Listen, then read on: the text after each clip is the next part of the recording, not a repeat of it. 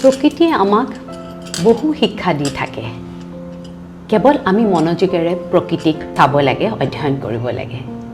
আজি ফুলনিত এডেনিয়াম কেইজোপাৰ ওচৰলৈ গৈ দেখিলোঁ, তাতে এডেনিয়াম মানে ডেজাৰ্ট ৰ'জৰ এজোপাৰ গা গছটো একদম ফোপোলা হৈ আছে। লগে লগে মনত পৰিলে যোৱা বছৰ বাৰিষা কালত 3জোপা এডেনিয়ামত মানে গা গছটো পচি গৈছিলে অগা পিছাকে।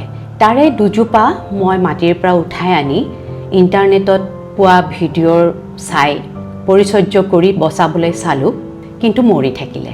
3জোপা মই মাটিৰ পৰা উঠাই নানি তাৰ যিটো পচা অংশটো সাৱধানে উলিয়াই দি তাক টিচু পেপাৰেৰে সেইখিনি কিছুদিন শুকান কৰি ৰাখি এঠাইত থৈ দিলোঁ।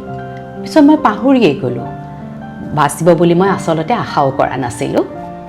আজি দেখিলোঁ তাতে ধুনীয়াকৈ পাত ওলাইছে।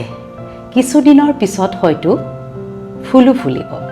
এজোপা অকণমানি ফুলৰ গছে যদি 90% পচি যোৱাৰ পাছতো বাচি উঠিব পাৰে, প্ৰতিকূল পৰিস্থিতিৰ লগত এনেকৈ যুদ্ধ দি নিজৰ পুনৰ জীৱন ল'ব পাৰে, তেতিয়াহ'লে আমি প্ৰতিকূল পৰিস্থিতিৰ জয় কৰিব কিয় নোৱাৰিম? আমাৰ যিটো মন ভিতৰত, আমাৰ যিটো মন আছে, তাৰ বহুত শক্তি আছে। সেই শক্তিশালী মনটোক আমি চিনি পাব লাগে।